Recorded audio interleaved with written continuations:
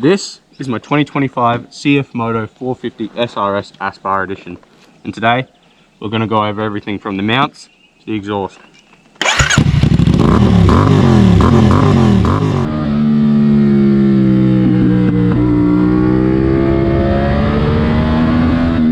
Being the Aspar, I am lucky enough to have 42 of 66 in Australia. There's 451 of these worldwide, and the special thing about this bike is it celebrates all 3 championships of the 2024 Moto3. It's got logos all over it, badging, sponsors, special shut-off sequence, showing off those 3 badges, and a special on sequence as well.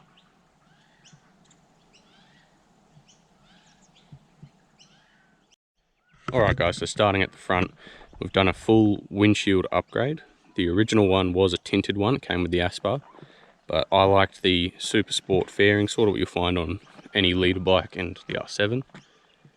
Then I've done the mirror delete back down to these stealth mirrors. They do swivel, and they do have an indicator on them.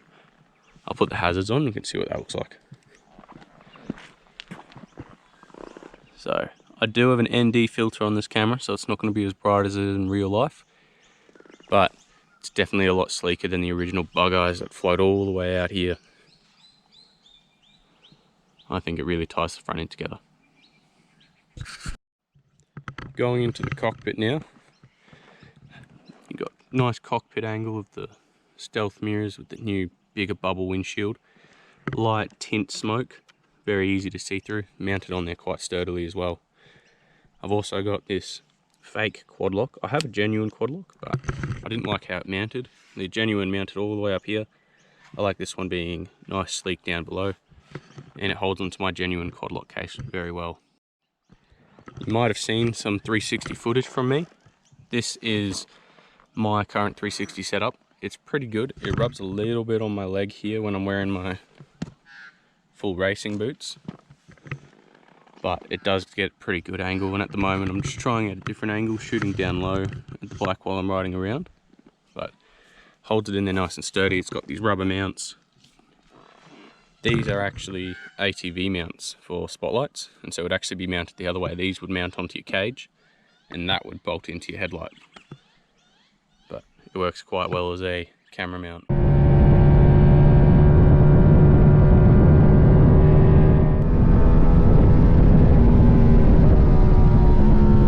On to probably one of the most common mounts. This is my tail tidy. It's got a big old P plate on it at the moment, pretty ugly, but for 10% of the genuine, it does a pretty nice job. The genuine one's like 250 bucks, and this was 25, so pretty happy with that. Alright, now onto the exhaust, what everyone wants to know about. The full stainless steel Vandemon low mount dual exit exhaust. It's got a lovely laser engraved Vandemon on the top. Same on this side, but this side does stick out just that little bit further down the bottom, misses the shock mount and the chain, and on the recent trip to the mountain it scraped on some low corners. Other than that, not a single problem with it. It looks fantastic with the blue on my bike. The anodizing is fantastic. It's got colours all the way around. And this is silencers out, and with the silencers in, it is rated the same as the stock exhaust, so you're not breaking any rules. Give you a sound check.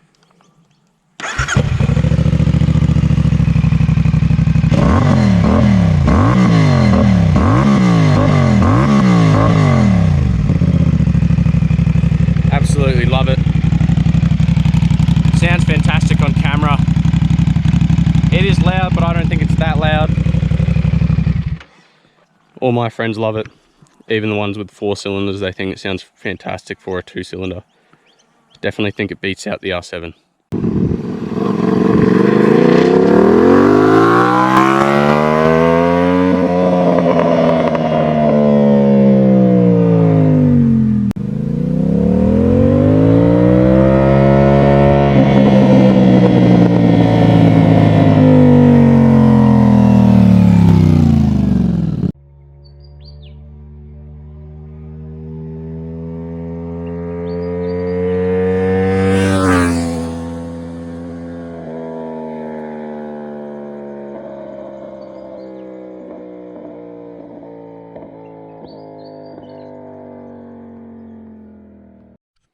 Now, about it being a CFmoto, I've not had a single problem with it being a China bike.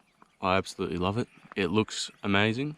I don't think there's anything you can buy from any of the big manufacturers that would keep up with this in looks department or for CC. The 500, I don't think it looks anywhere near as good as this.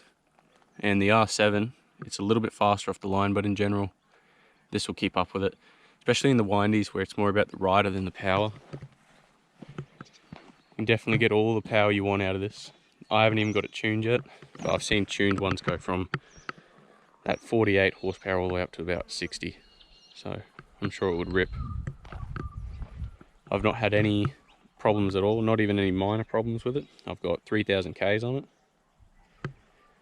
I've still got the original tyres. They do slip a little bit, but once they're toasty, I can definitely get out all the grip out of them I want. And like I said, keep up with some bigger bikes like MT-09s and CBR 650Rs. But in general, very, very happy with this bike. Scratch that. There is one problem I've had.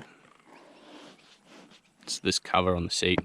I don't know if my bum just weighs a little bit more than other people's, or if I sit back and scooch more than others, but it just seems to have a ripple in it that I'll have to unstitch it and pull it back up. Other than that, there's not been a single problem with this bike.